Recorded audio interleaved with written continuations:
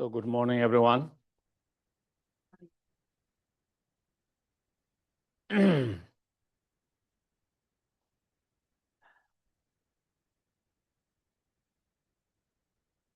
Again, welcome this morning and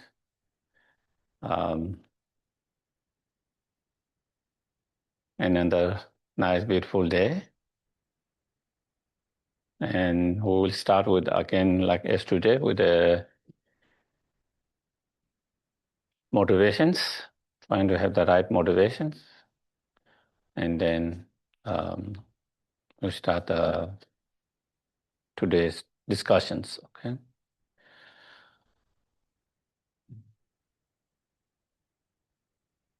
Again, make yourself relaxed, comfortable.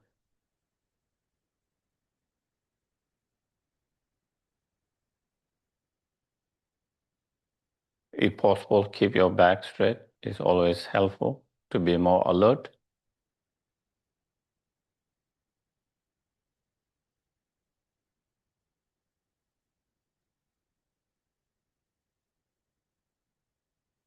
And as you inhale and exhale naturally,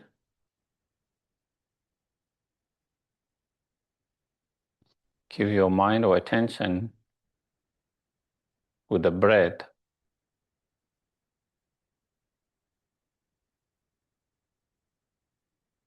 Watching mindfully and being aware.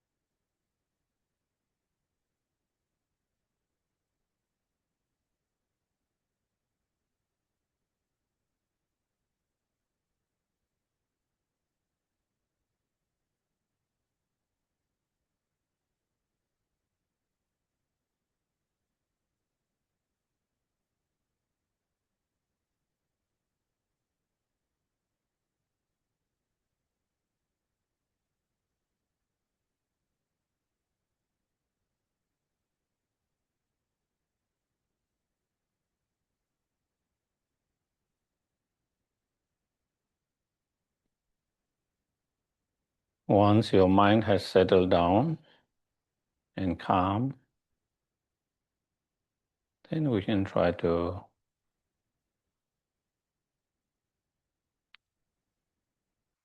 generate good intention by reflecting how and feeling how lucky, fortunate we are to have this incredible, precious human life with so much potential.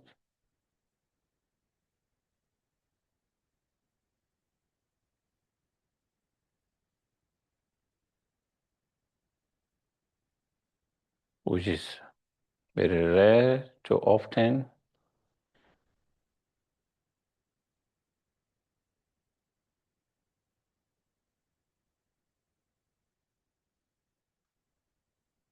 And have encountered all the conducive condition to practice the Dharma.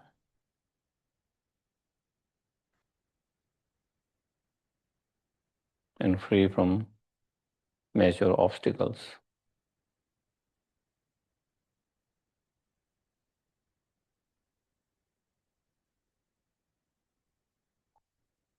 In such situation, if we don't practice now, we might not get such conditions. It's very difficult to have all the conditions coming together.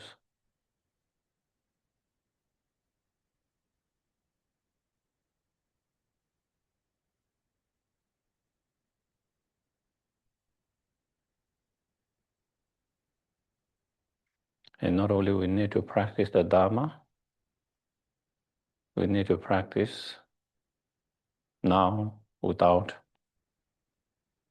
postponing, thinking tomorrow, next week, next month, next year.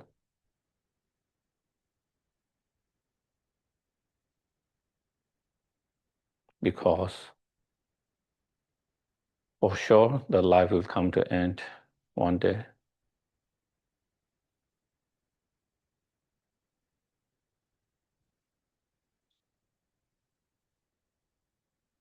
We all have to face this fact and reality of having to leave this place, this body, one day, no exceptions.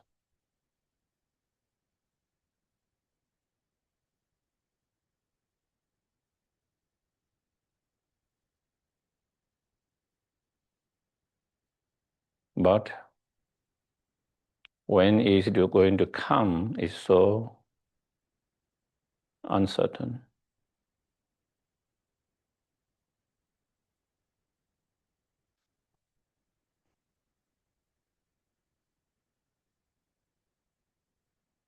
We might have extra 50 years, 40 years, 30 years,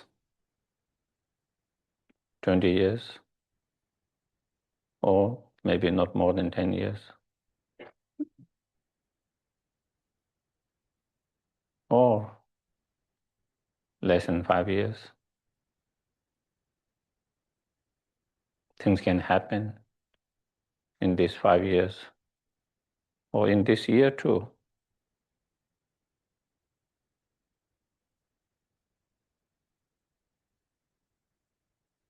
There's no guarantee that we might be here still in this world, in this body by next year, even next month. Things can happen very quickly.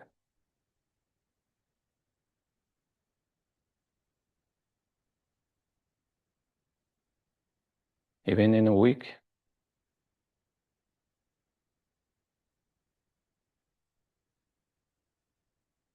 or even in 24 hours.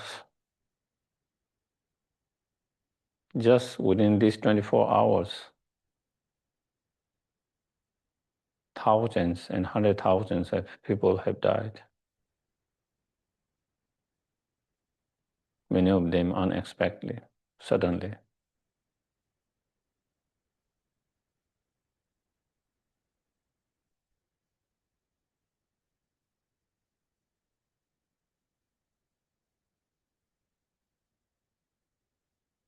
And we could have been one of those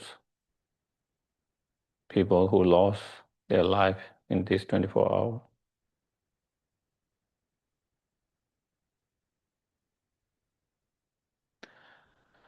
Fortunately, it wasn't the case.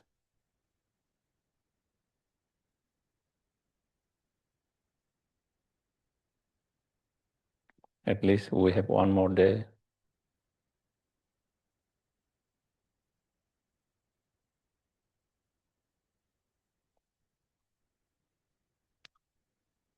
To make our life more meaningful through the practice of Dharma. How fortunate.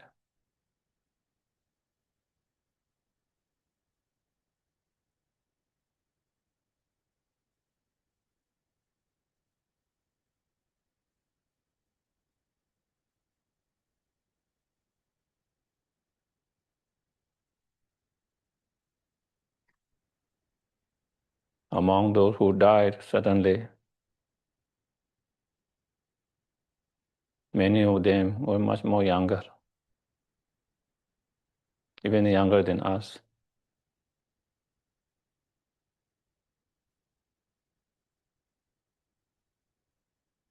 Many of them were not only younger, much more healthier than us.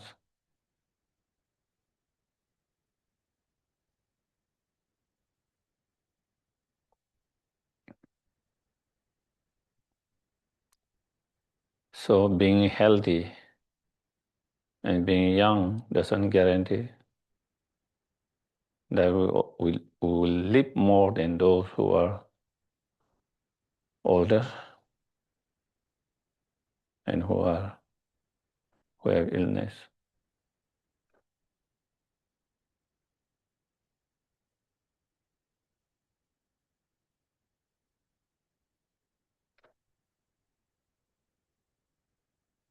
Therefore, death could come to anyone, anywhere, anytime.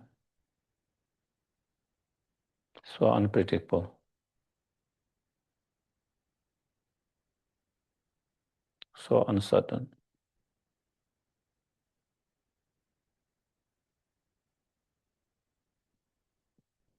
Therefore, there's no time to waste, no time to postpone.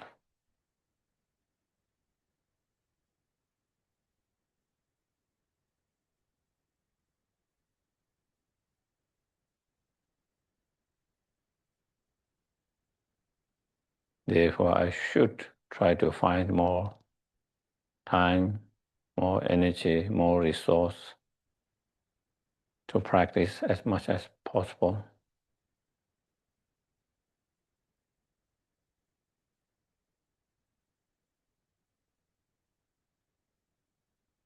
Whenever possible.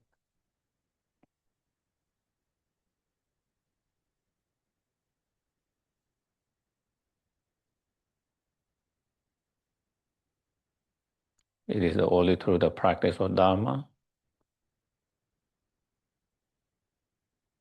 which means practicing Dharma means reducing those disturbing negative emotions,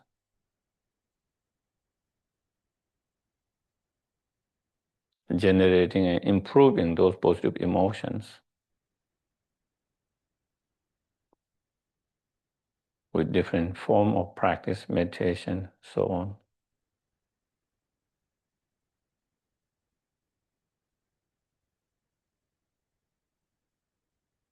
And it is only that Dhamma practice that can help us now, at the time of death, after death, nothing else.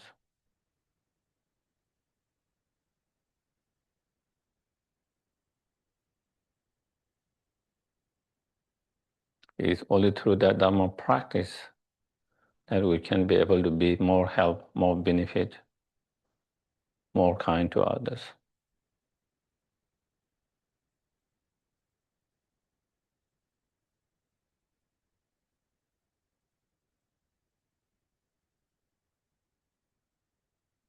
Less harm to others.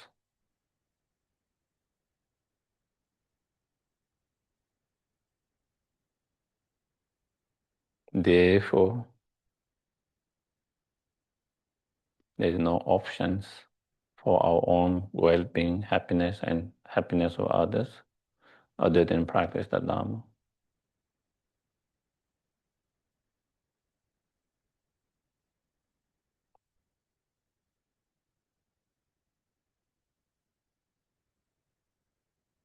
In order to practice the Dhamma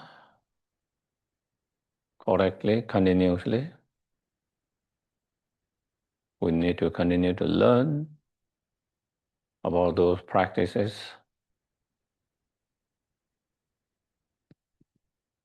as well as we need to be reminded of those practices all the time.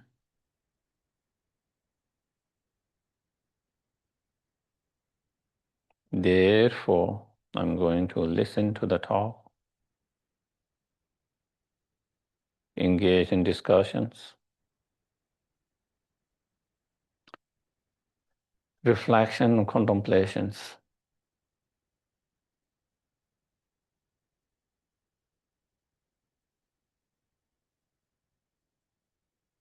May all of these become cause and conditions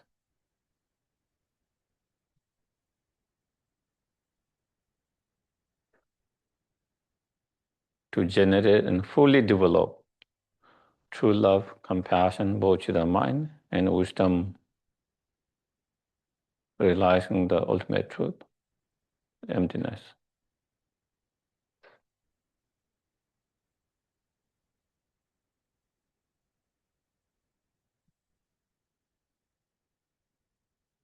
Through that, may it become cause and condition to achieve fully awakened state, so that not only we can be helpful, but to be greatest help.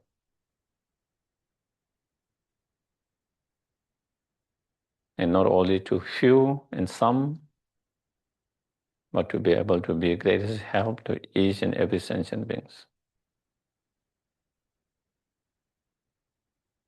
Equally, without bias, unconditional,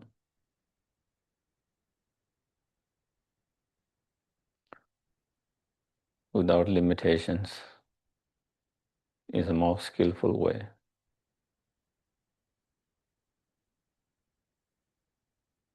According to the needs of each and every sentient beings.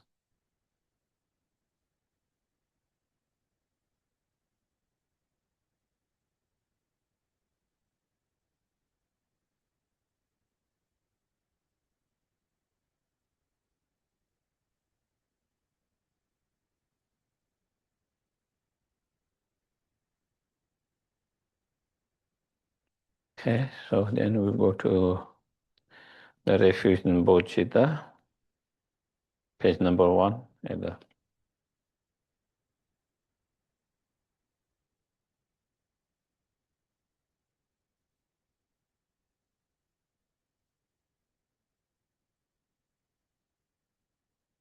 Sangye chodan choki chonam la chanchu padu dani kyapsu chi dagi chusengi beso namge dola penche sangye dupa sho sangye chodan choki chonam la chanchu padu dani kyapsu chi dāgī chūshī gībē sōnāṃ kī dōlā pēnchē sāṅgē dūpā shō sāṅgē chūtāṃ sōkī chōnāṃ lā chāñchū pādō dāni kyāpsū chī dāgī chūshī gībē sōnāṃ kī dōlā pēnchē sāṅgē dūpā.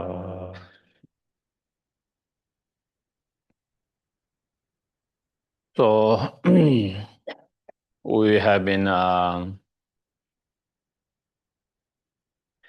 discussing about, when we are dealing with different challenges in our life, dealing with uncertainties in our personal life as well as in the life of our families, the world, how we might feel frustrated, hopeless, helpless, sometimes anger,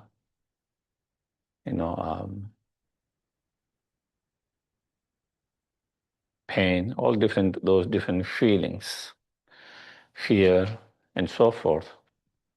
So how can we reduce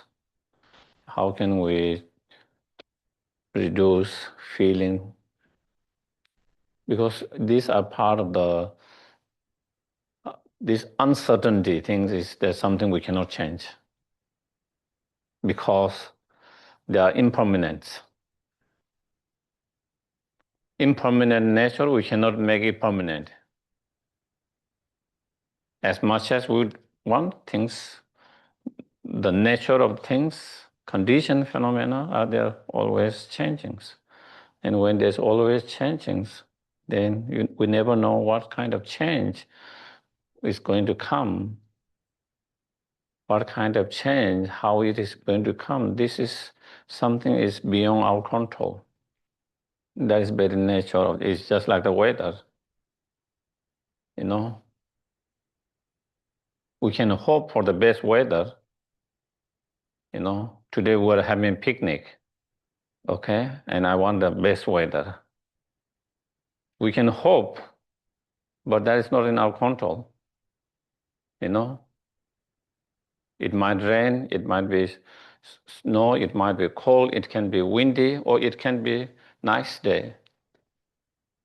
You know, it is something unpredictable, uncertain by nature because it's ever-changing nature, impermanent nature. And so, you know, this kind of, the problem with us is the nature of all these conditions are uncertain, impermanent, but sometimes we grasp to be permanent, you know, and that is where we have difficulty with relating with those changes and those uncertainties. And so how can we, you know, deal with all of that without feeling so much fear, you know, in dealing with those uncertainties? You know, how can we practice to reduce, you know, the fear, anxieties about unknown uncertainties, you know, how to deal with when we feel helpless or hopeless, you know, in dealing with sudden experience, situation in our life, and how to have less anger or not have anger or bitter feelings when things doesn't go well, when things started to, you know, deteriorate, when things are not going in the right direction the way we want them to. So it is about, you know, through different practice and meditations, how we can manage those feelings. It's mostly about that. And as we spoke yesterday, as long as we're in samsara, all these are part of that, you know. As long as we're samsara, as long as we are not free from the karma and delusions, things happens, you know. We can't expect to be healthy all the time. We can try our best to keep ourselves healthy as much as possible, you know, trying to do everything right, you know, in terms of our lifestyles, all of that, as much as we can. But even by trying our best, still, you know, we could have health issues because, you know, that is what samsara. We can only try our best. Despite trying our best, we will have a, you know, some kind of challenge and crack in our relationships, whether it's between two partners, whether it's between the children and the parent, whether it's between siblings themselves, whether it's among the friends, among the colleagues, you know, there is no one relationship that is perfect. When two persons who are dealing as in samsara, they are not free from the karma and the delusions, it can't be perfect. We can only try our best to make things better or much worse. But that is, you know, that is part of samsara, is that.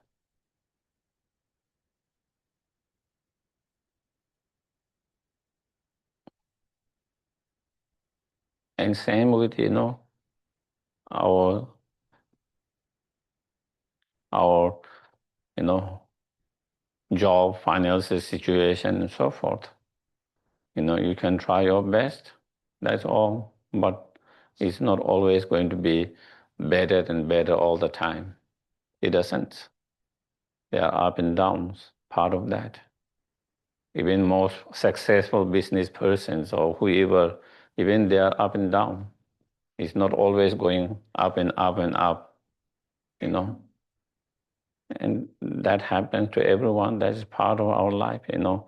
There are times when things are better and there are times which are not so great. And we have to accept, recognize, understand that. And it's okay. Knowing that, it's a period, now I'm going a little bit down and I can come out of it. And there will be time when things will improve. And that is same in the world situations. There are times when there's more peace, there's more prosperity, and there are times when there's less prosperity, and then when there's more violence. But then again, that doesn't remain all the time as same situations. But then again, things will shift.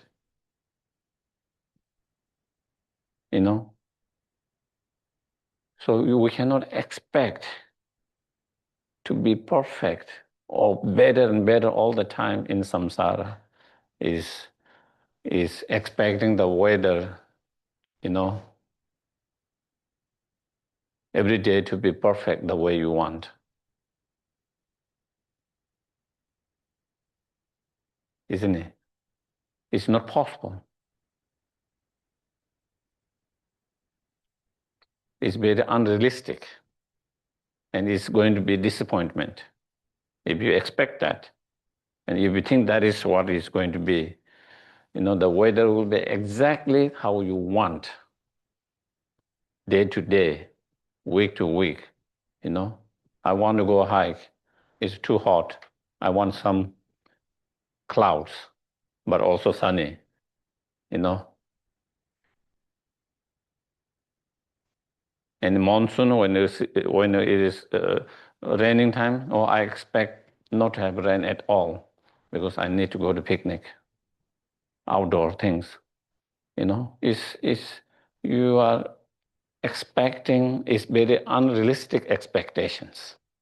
And when we have that kind of unrealistic expectations, you are going to have more disappointment, more sufferings, more pain because you are not prepared for the other situations, the possibility of not having the perfect weather. Same way, that is how recognizing samsara as a samsara, recognizing samsara is not perfect, recognizing samsara is full of, suffering, challenges, up and down, and that is part of life in samsara. Recognizing that and being okay and accepting, and and that can be when we do encounter some of the downwards in our life in different field, different, mentally you will be more prepared and more accepting and more mentally prepared, and that means you suffer less pain on mental level, emotional mental level, and that is what we can do, and so that is, as we mentioned yesterday, understanding the nature of samsara, what samsara is, understanding that nature of samsara, and then, um, accepting that, and being more prepared for all the possibility of, things going right and wrong, and, better and not so great, and all of that, and knowing that is part of the life, is part of the life.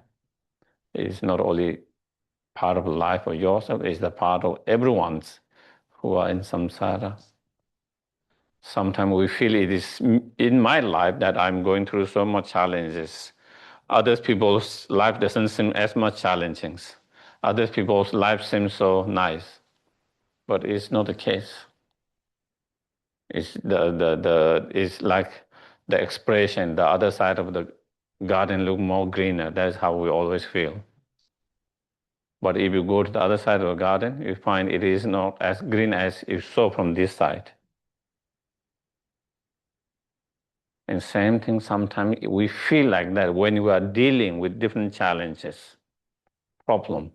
It feels like it is me or my families or in my friends that we have to deal with all these challenges and problem and difficulty. And as though everyone else doesn't have to deal with that kind of challenges. But if you go more deeply, if you understand the people's life individually, you begin to see we all are more or less, in same boat.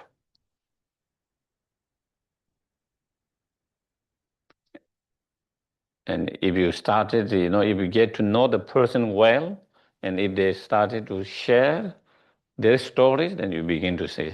Normally, of course, people will not share their personal story with.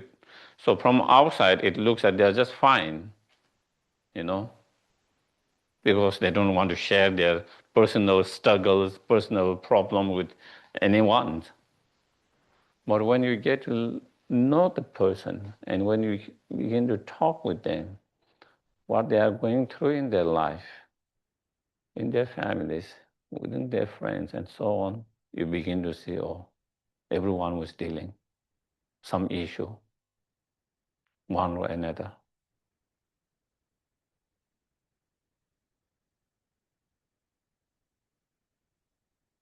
So understanding that is not only me, as long as we're in samsara, everyone experiences that. As long as in samsara, everyone's going through that. And and with that understanding, uh, it can help, to feel more lighter. When you feel everyone's having a fine in their life, I'm the only one who is going through that, or in my family, that it can feel like much more stronger burdens, more overwhelming, you know. Because we understand everyone's go through and everyone's dealing and everyone's, have gone through and come out of it, and I can go and come out of it same way. I'm going through one of those moments and I could come out of that too, just like everyone else, you know. So with that, it gives you more hope. And same if you try to look in the world situation, same things. Sometimes if we just think the present situation where it seems to go in a certain different directions, it can be kind of discouraging, you know, can be, you know, fearful, you know, and then, with all this can lead to anger and so forth, or different feelings that could. But again, understanding, throughout the history of our human existence, we have been up and down. There are centuries, there are decades where there is so much violence, war, killing, and there are centuries, there are decades where there's less killing, less war, more peace. There are centuries or decades where there's a lot of poverty, a lot of illness, a lot of people dying from different things. And then there are centuries or decades which are better. So it's part of that, you know. And knowing, also same things, it is not always going to go down and down, down like that. There are periods where seems little down, relatively compared to, you know, compared to few months, few years, it seems going down. But that will change too. It will not always. And so with that, again, that can be helpful. Sometimes when things are going down, we feel like it's going to go always worse and worse and down and down. That's how you feel like. You might feel like that. And if you feel and if you think that is what is going to happen, but of course then it's going to make you more fearful, more anxieties, and all those different feelings. But we know, it is just one of those periods that we have this downward, and that could, and we will be able to come out of that. And we have come out of that so many times, much more worse situation, the present situation, so many times, as a society, as a world, as a countries, we have gone through so many situations, much more worse than what we are going through now. And we were able to come out of it. And so therefore, this one is also something that we can come out of it too. So with that kind of thinking, reflecting, contemplating, then it helps you to be more hopeful, more hopeful.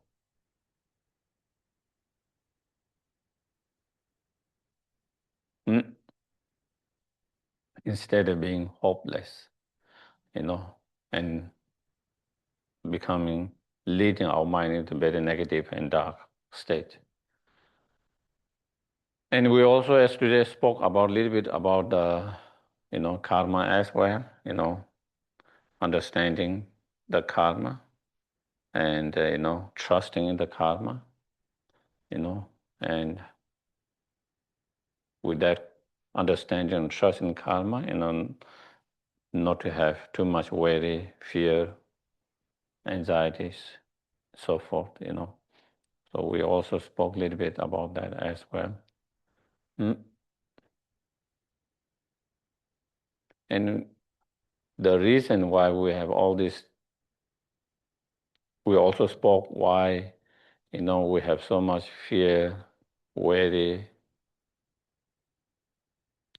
anxieties, bitter feelings, ill-will feeling and so forth, is mainly because of the attachment, anger, and the ignorance. Due to that, due to that, we have all this different feeling that makes us disturbed, restless, unhappy, dissatisfied, bitter, and so forth. And the more we are able to reduce those disturbing negative emotions such as anger, attachment, and ignorance, the less we feel bitter, the less we feel fearful, and so forth. And so therefore also all the Buddha's teaching and practice were given, different practice, different teaching were given to help us to overcome those afflictive emotions. Basically, that is all. And in dealing with those afflictive emotions, Buddha gave 3 different levels of practice, depending on the practitioners, your level of practitioners, or your level of practice.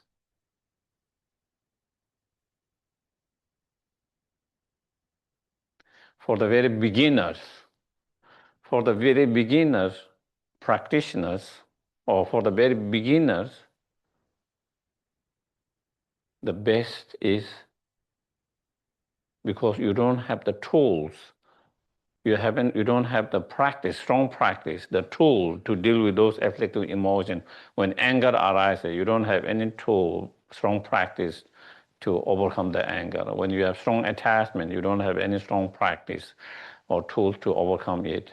Ignorance, all jealousy, pride, all those things. So the first advice is try to keep distant from the object that give rise to those afflictive emotions. If there is any objects that give rise to strong desires, strong attachments, try to keep away from that, distant from that objects. For the beginner, that is helpful. Because if you come in, is like someone who has addictions problem. And if they are trying to rehab, at the very beginning, they have to keep distant from the objects, the substance. If they don't keep distant from the substance, then again, there will be temptation, and again, they will, they cannot stop. Same way, is to keep away, distant from the objects. If there's an object that gives rise to anger, try to keep it away from that. If the object gives rise to strong desire, try to keep away from that, distant from that. That is.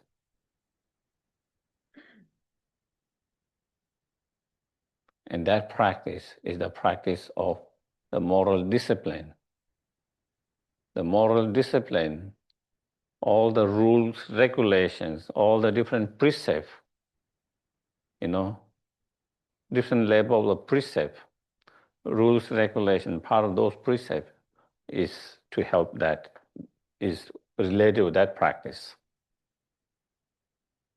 The precept of not drinking, for example, we keep it away from that. Why? Because if you don't keep away and you start, then you might not have control, you might lose control, and then,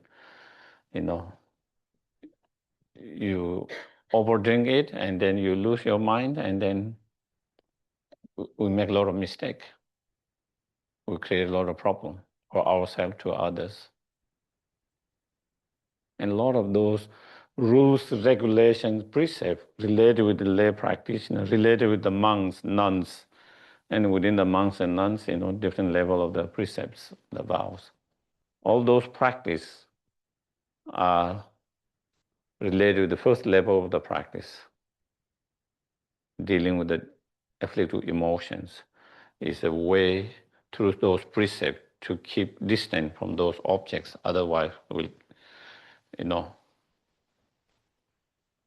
and that is also why the monasteries are supposed to be generally, quite distant from the cities or town or village, so there's less distractions, and less distractions. The more you see, the more it gives rise to those different afflictive emotions. If you go to the shopping malls, even if you don't need it, a lot of attachment could arise.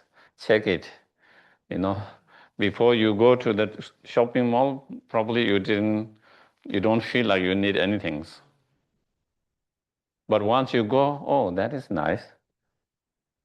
Maybe I should have that. That one seems nice, So this desire arises because now you come in contact with the objects. When you are not in contact with the object, you don't have that desire when you are sitting in home. You don't feel like you need. But once you come in contact with that, then that is, you see a fancy car, maybe this looks really nice. You feel something new, all of that. So that is clear. Our sense follow those different objects. By following different objects, then, desire arises, or anger, aversion arises, ignorance arises. So all those, and so that is first level of the practice, is, keeping distant from the objects. So that is part of the practice of moral discipline. Then the practitioner who have little more tools, more better tools, and more stronger practice, then the level of dealing with the afflictive emotions, you don't have to keep distant from them. Even if you come in contact with them, because you have certain strong practice, or mindfulness practice, or shamatha practice. The mindfulness practice that is related to shamatha. So when you have that kind of strong shamatha, meditative concentrations, even you come in the object, you are able to go in deep meditation and be more mindful so that the attachment, the anger do not manifest. You are able to keep it, stop it from manifesting it, from being active, because you have that ability through that practice, meditations. You see the objects, and attachment started to arise, and you have this ability to go deep in meditations, and then the attachment does not arise. So you can stop the attachment from arising, from manifesting.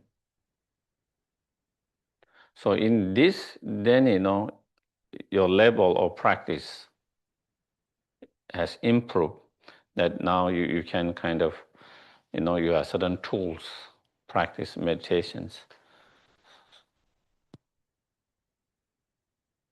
So then it is like you don't have to distance from the object itself. And so that is the practice of, meditative concentrations, the shamatha, meditative concentrations. So this practice, so all these practice are related with how to reduce the arising of those afflictive emotions. In first level, we try to stop the arising of delusions such as anger, attachment, and so forth by keeping distant from the objects.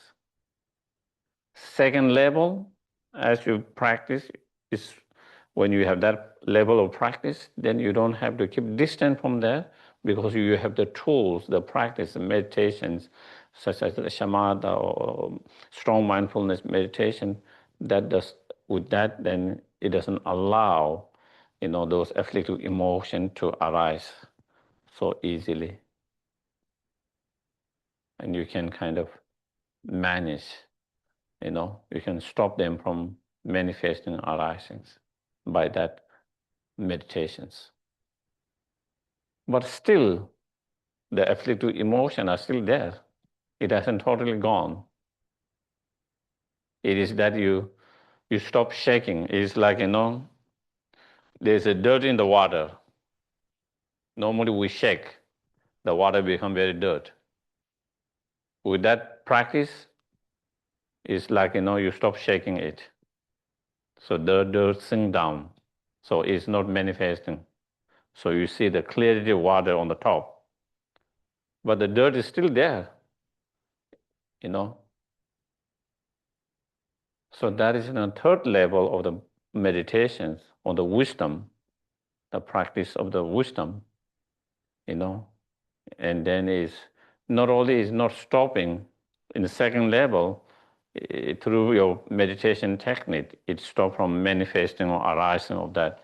But with the wisdom, then you try to get rid of those delusions from the very root of it. Now, not only you don't stop shaking, but actually you shake it, so you can clear all of them by using the wisdom.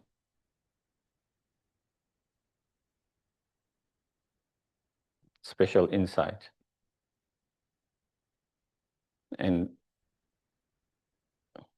so that, and once we are able to get rid of the delusion from the very root by that wisdom,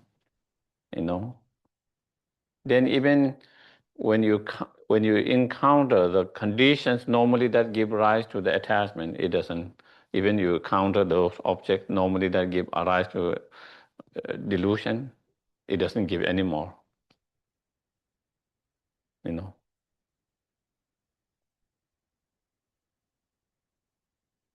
because you have cut from the root of. So those are what you call very high training. The high training of moral discipline, the high training of meditative concentration, the high training of the wisdom, and how this practice, gradually for a practitioner, you start with the moral discipline and build a strong moral discipline foundations. With that strong moral discipline foundations, on the basis of that, because you have that strong moral discipline, and also through those precepts, keeping distant from those objects, so less desire, less anger arisings. Because there's less anger, less desire, all these afflictive emotion arisings, there's less distraction when you try to meditate. There's less distractions when you try to meditate.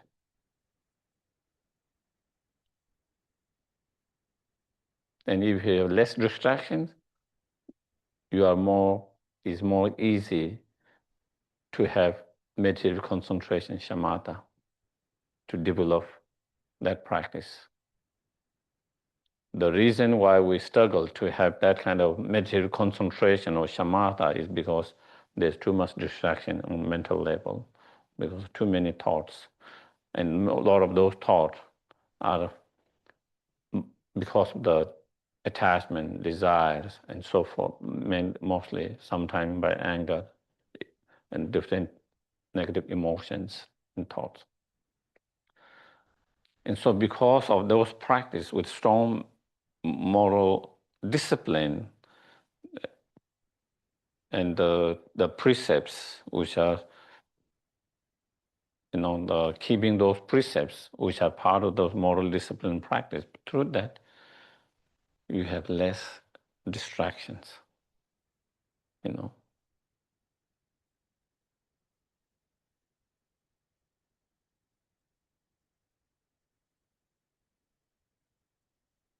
That is why a lot of things that, the the rules, regulations, the Buddha made for the monks, nuns, and some for also lay practitioners, but mostly it's not because many of things they are bad by itself, by nature. Entertainment is by nature is not bad. Playing a game, cricket, soccer, or Aussie football, by itself is not a negative, bad, but it can become distractions. It becomes distractions. You think while you are meditating, or you think about that game, or how we lost so badly,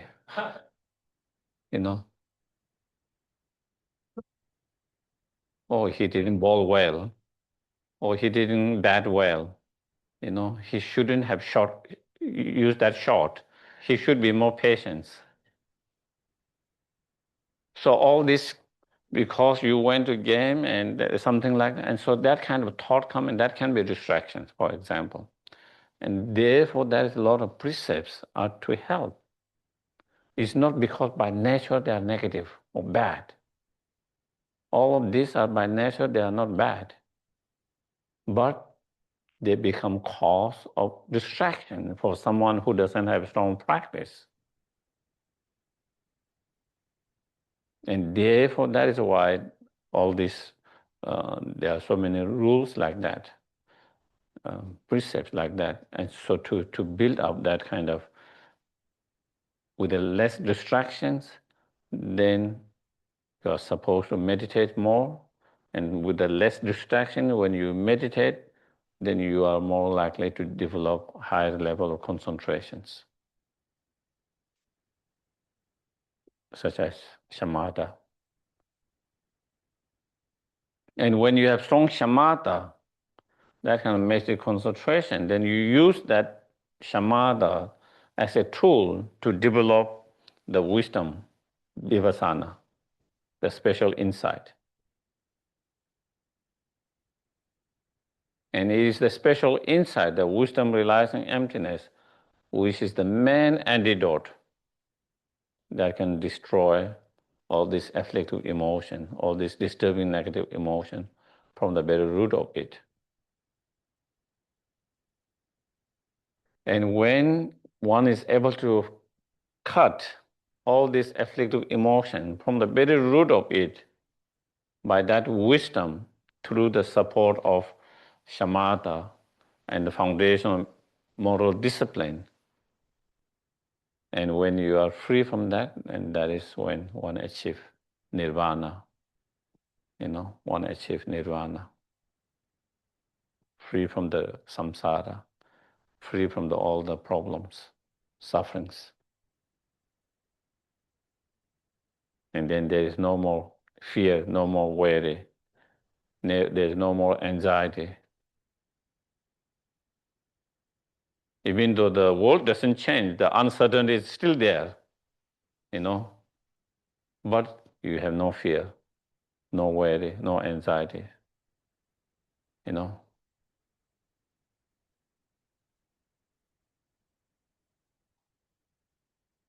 bitter feelings, no ill will feelings, all of that. The bitter feeling, ill will feeling that we have due to anger and so forth, resentment and so forth, no more there. And then, you find permanent peace,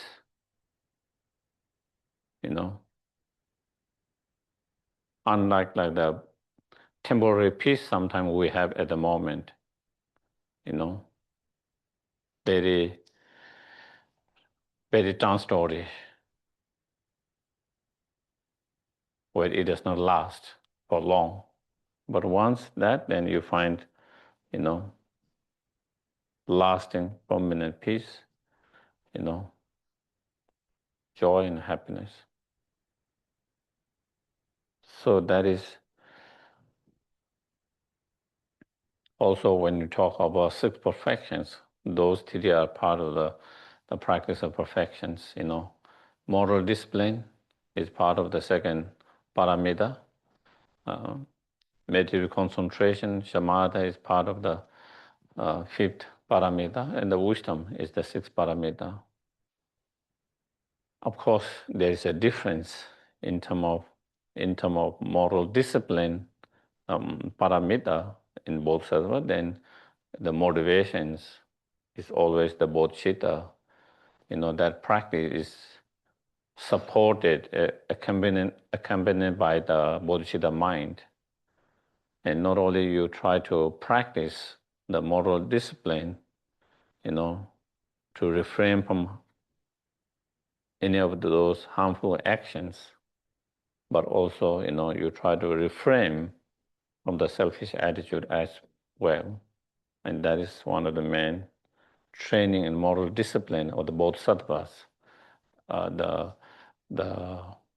paramita, one of the main is to avoid or to restrain or refrain from having selfish attitude, And then out of that selfish attitude, avoiding or restraining, harming others out of that selfish attitude, So that is, and then of course then there are, again within that practice of moral discipline of paramita, then within that there are three levels. At the very beginning, you restrain from engaging in any harmful actions. Once you have developed that strong practice and foundations, not only you don't harm, or not only you avoid harming others through speech, thoughts, and actions, physical actions, but also you try to develop and train in many other virtuous practice and virtuous mind and actions that are supportive to help and benefit sentient beings. So you train in that, you know. And after one has developed all those different tools, the virtuous tools, practices, then you engage into helping and benefit sentient beings through the, such as the, 12 different way of helping benefit, some of the way that how we can be help and benefit to others. So that is part of the training of the moral discipline. Even in that moral discipline of the paramita, there is again, one practice. You develop that one practice and you have strong foundation on the basis of that. Again, you engage in that practice, and then mm,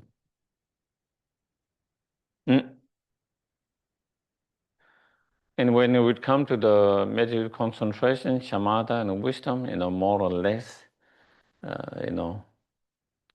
it's same, in terms of three higher training on the path to the arhat or the bodhisattvas in terms of paramita. Of course, in paramita, the motivation is always bodhicitta.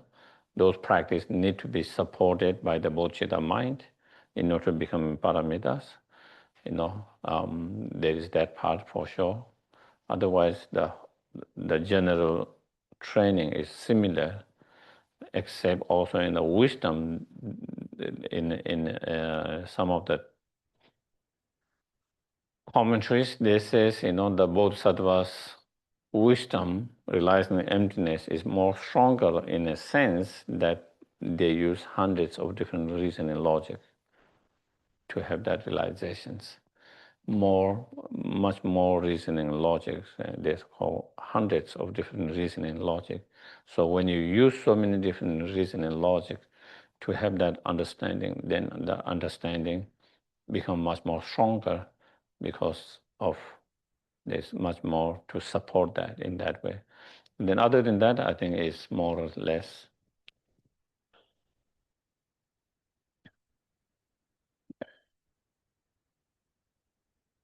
that.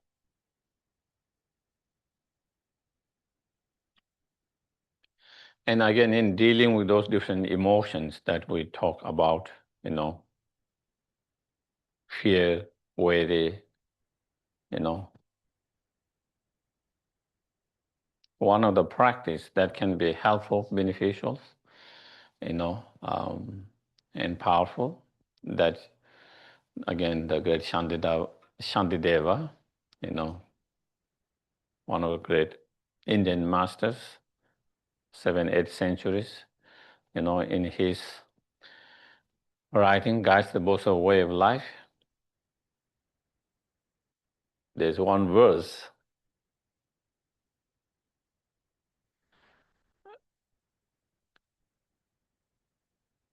where he says, if there is, you contemplate and meditate whether if we are fearful of something, some situations, certain things, wary, fearful of something, upset about some things, analyze whether there is a solution to that problem or not.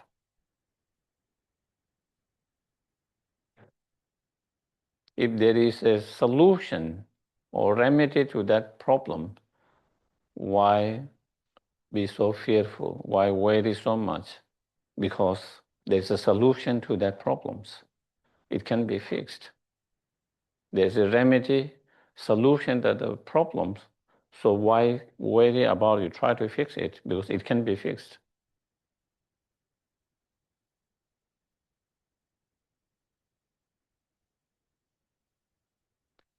If there is no solution to that problems, why worry about it? Why be fearful? Because there is nothing you can do about it. is useless. It's just wasting your time and energy by allowing yourself to be in that fearful way to something that there's no solutions, something that cannot be fixed. And so that can be something we can apply all the time, whether we look the problem in our everyday, our own personal life, or whether we try to look in problem in our families or the global problems. If we are fearful of something, worried about something, is there something I can do to fix it? If there's something I can do to make difference. If you feel there is something I can do, there's something I can contribute to make difference, to fix, to solve, try to do that. Stop spending too much energy to fear and worry. Instead, spend that energy trying to contribute, trying to do something.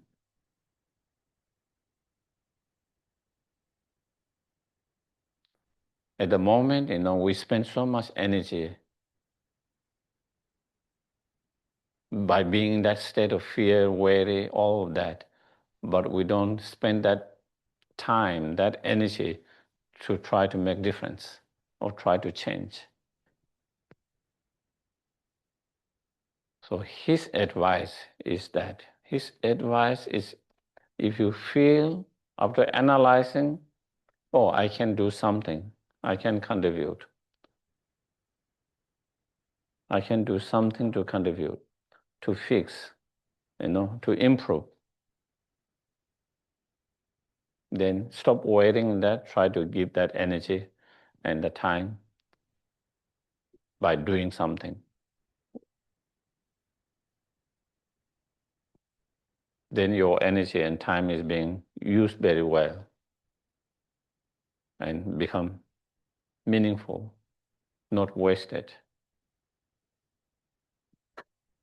And then if there's nothing that we can do about it, certain situations, certain situations that we feel that there's nothing we can do about it,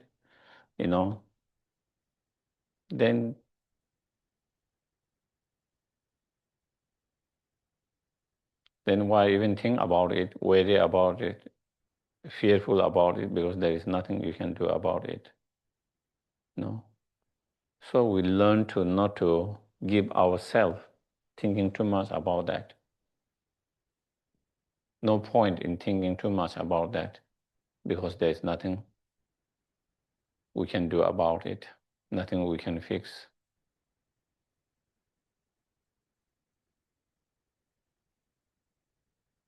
So that is, can that kind of analyzing and following that advice can be very extremely helpful and powerful. Extremely helpful and powerful.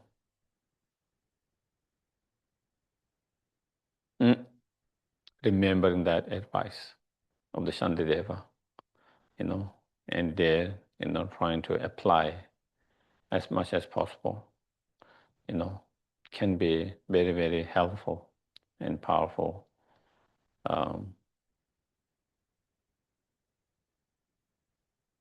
Not to be in such state of, fear and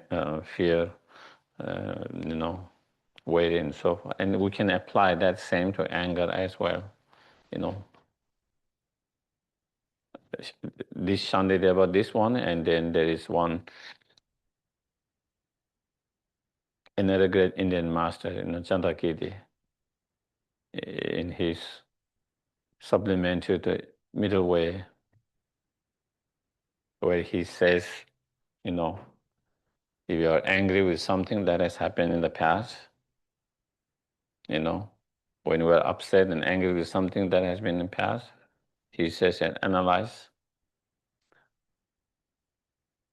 can it be undone, what has already been done? If it cannot be something undone, what has already been done, then there's no point of getting upset and angry.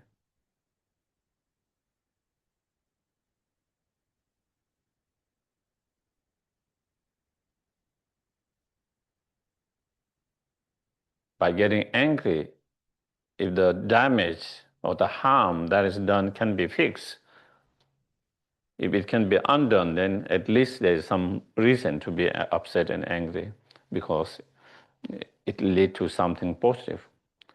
But if the damage is already done, the harm is already done, by getting upset, it cannot undo that damage, the harm already done. So then getting upset it doesn't serve the purpose.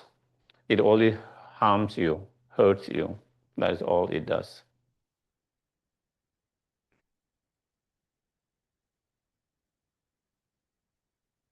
And in terms of the Shantideva here, is same, if it's something that what has already happened, the hurt, harm, can it be fixed or not? If it can be fixed, why think about it and why get so upset and about it? And it's better to let it go, because there's nothing you can do. But it is something that we can learn from them, and we try to learn from them. Instead of get upset and angry, we try to learn from that. Whatever happened, we can try to learn from that. There's something we can learn from that, something to be learned, and we try to learn from that. And something that cannot be fixed, why wait or why give ourselves space and time to think too much about it and let ourselves so upset and angry and destroy our own mental peace and happiness. And as we mentioned yesterday, not only destroying your mental peace and happiness, you are destroying mental peace and happiness of people around you.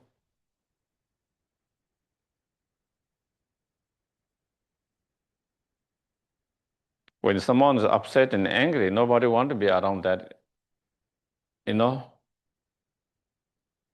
I love you, but I would rather be distant from you, isn't it?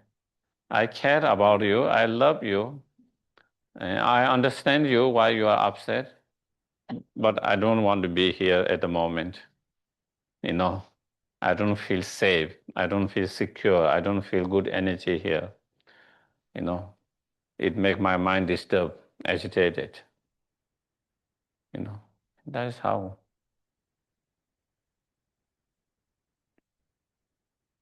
So it's not only about your own peace. It's not only about your mental peace and happiness. It's also about mental peace and happiness around you. Sometimes, a lot of time we think, oh, meditating on that is more to do with self. It seems like selfish. It's all about you, about your own mental peace, your mental happiness. It's not about that. When you're angry and upset, people around you, you put them in uncomfortable situations. You make them uncomfortable.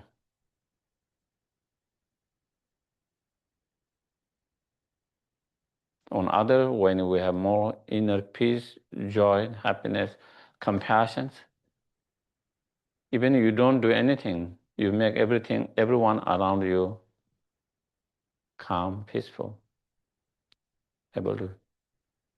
So,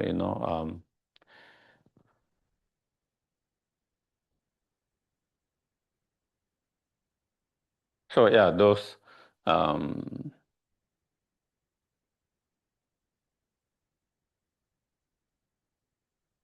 and as we're talking about, when things goes wrong, you know, and when we are dealing with challenges and difficulties, you know, problem, pain and sufferings, and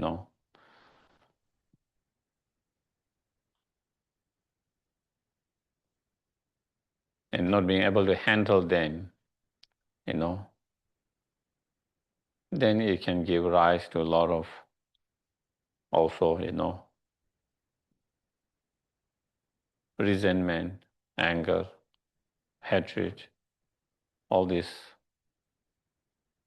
different negative emotions, On the basis of that, then, ill will feeling and so forth. And when you are in those state of mind, definitely it's not pleasant and peaceful. Those mind are very restless mind, disturbing, agitating mind. Not only it can make you restless, disturbed and agitated, and the vibrations, the energy felt, can be felt by others around you, and which is again restless, unpleasant, disturbed energy, which affect you and those around you.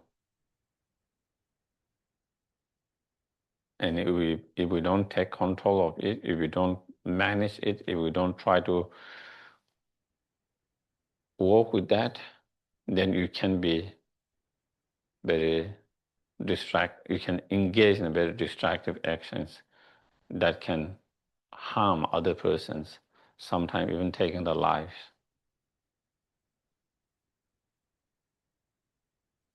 If you try to find out, and a lot of people in the world who beat someone else, who kill someone else, a lot of them in the moment of anger.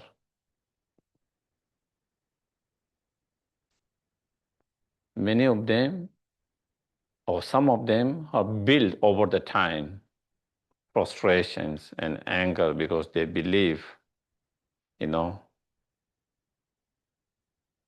because of that person's actions, that's why we are suffering. That is why I'm suffering. That's why my state, that's why I'm in that state now, or my families, or our communities, or our societies. So they have that kind of frustration and anger, and then you don't have the tools to deal with that. And that anger and frustration build up,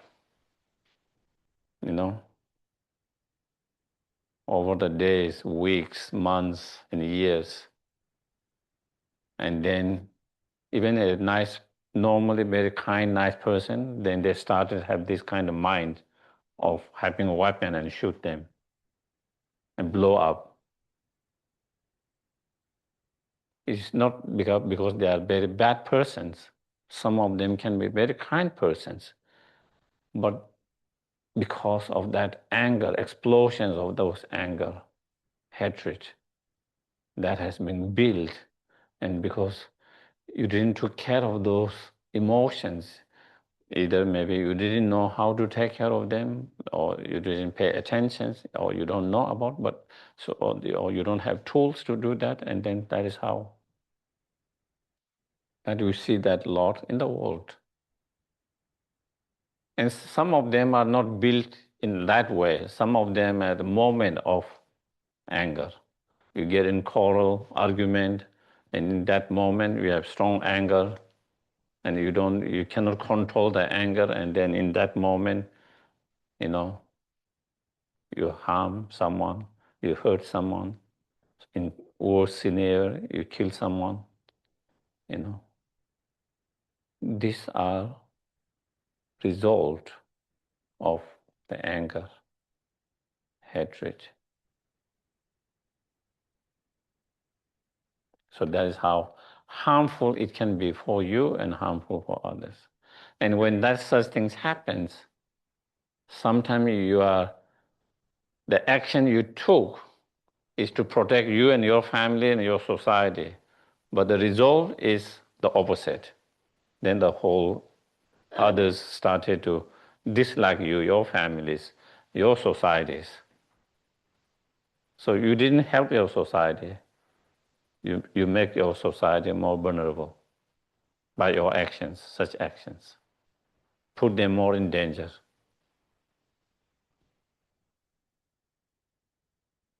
And so that is, and you cannot think properly one cannot think properly in that moment how my actions is not going to help me, my family, my society, but instead it will be more harmful, putting by myself, my families, and my society in more dangers, more harm, more dislike. With that, one cannot think properly in that because overwhelmed by those anger and hatred, whatever those feelings. So therefore, taking care of those emotions so important. And therefore, of course, Buddha has given so much advice and meditations in dealing with that, how to reduce and how to let go of the anger, you know.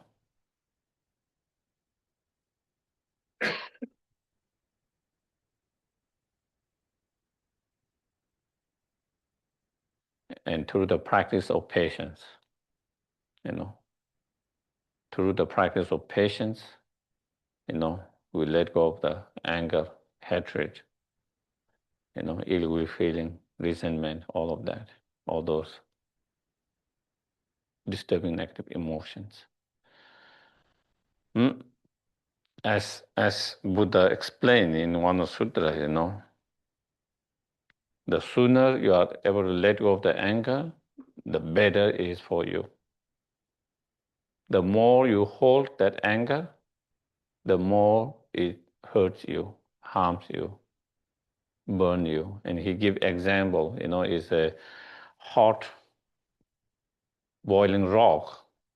If you are holding, the sooner you are able to let it go, the less it burns your hand.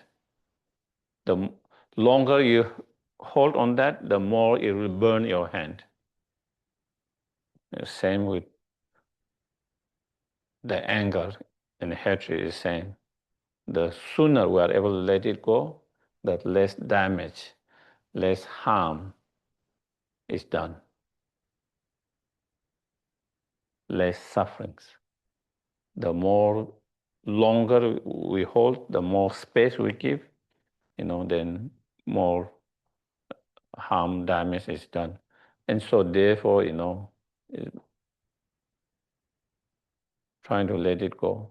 And in terms of trying to let it go, yesterday we talked a little bit about the practice of impermanent, through the understanding of impermanent. That is one way of, again, letting go of the anger as well,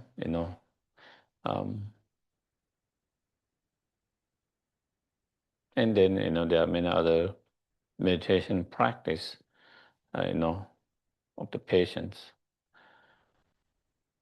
And one of those practice that can be helpful, beneficial, is, to differentiate the person and person's actions.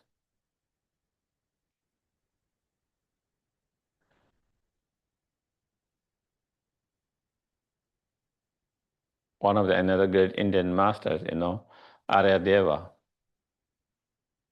one of the main direct disciples of Nagarjuna, he said, the problem is not the persons of the person, the problem is of the delusion of the persons. It's said by the Buddha. So what he's saying is when someone is harming, hurting someone, whether it's yourself, whether it's your family, harming or hurting yourself or your family by someone, your friends, your colleague, or someone else, any beings, any sentient beings. When you see someone bullying, mistreating, being cruel and harming, normally we get very disturbed, and upset and angry with that person's or that person's actions, such harmful actions, cruelty actions, you know. But here the advice is, try to understand why that person is behaving in such cruel way, why that person is acting in such a cruel way, you know. It's not because the persons have totally control of their mind, and still they decided to hurt and harm someone. The person is hurting someone because they have no control over their own mind, and the mind is controlled by one of the afflictive emotions. And due to that afflictive emotions, that is why they are behaving that way, that is why they are acting that way. Sometimes it might be because of anger. That's why they are engaged in such harmful. Sometimes it can be because of ignorance.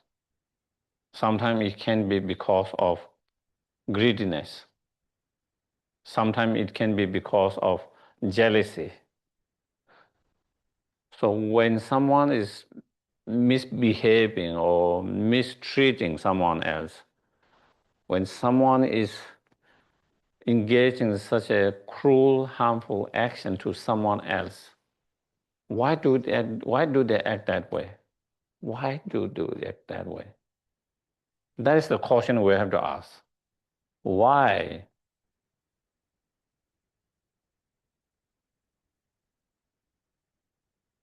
If you ask that question, the answer is because that person took ignorance about the situation, about something. Because that person is too much anger,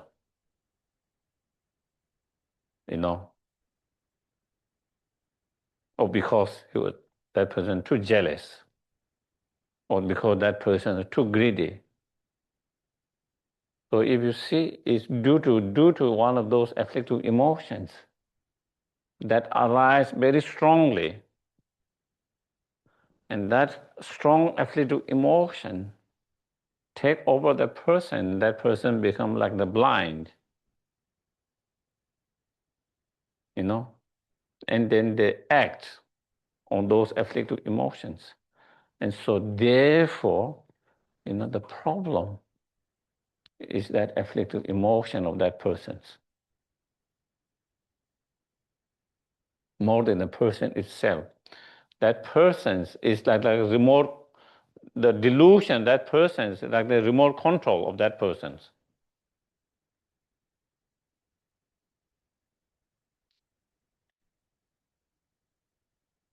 If that person doesn't have that remote control of the delusion, if that person doesn't have the anger, overwhelmed by the anger, ignorance, jealousy, greediness, attachment, whatever one of them, that person will never do that actions, never engage in that actions.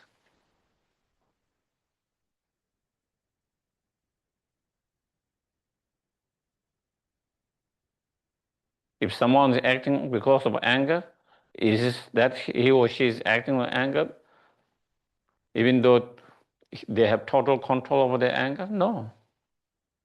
Because they don't have control over the anger, and when anger arises, they lose their mind.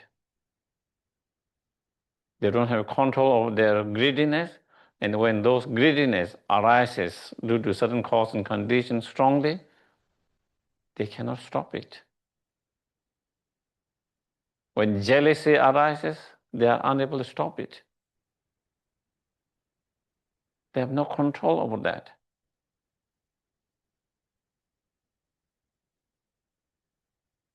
So whatever afflictive emotion that is driving them to act in certain way is not that they have control. They don't have control over those emotions. That is why, since they don't have control over that emotion, and they are carried away by those emotions because they have no control, and then they behave in such way. that harms others and harm themselves.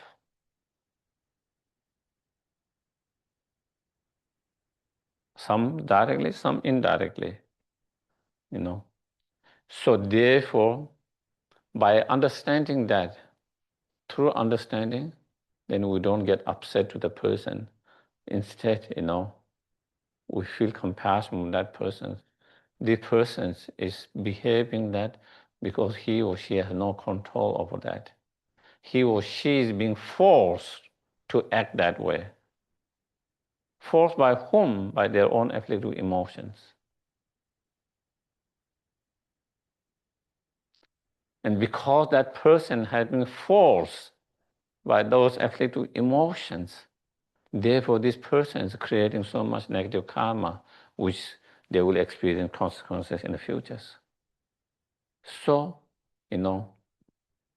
instead of anger, when we are able to distinguish and see that way, instead of anger to the persons, we might feel even compassions.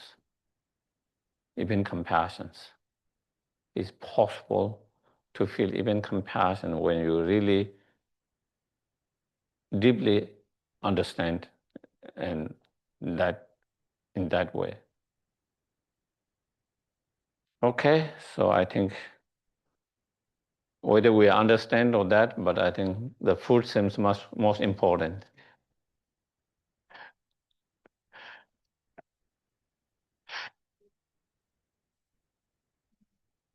If we don't get food, then we will become angry. Then we will become out of control. Okay, so we talk about patience, but instead of patience, we might be upset. So I better stop before we become upset. Changjo semjo rinpoche, ma ke pana ke kyo che, ke wa nyamba me ba, kong le kong to pe wa sho.